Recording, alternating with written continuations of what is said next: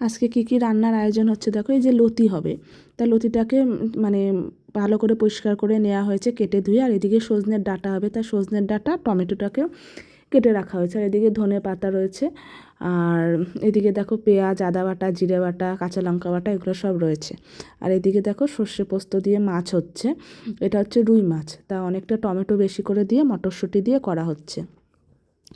আর এইদিকে দেখো লাউ হচ্ছে, মাছের মাথা দিয়ে লাউ হচ্ছে, তাই এর মধ্যে একটু আদা বাটা, জিরে বাটা দিয়ে করা হচ্ছে, পেঁয়াজ দিইনি, যেহেতু প্রত্যেকের রান্নার ধরনটা পুরোটাই আলাদা থাকে।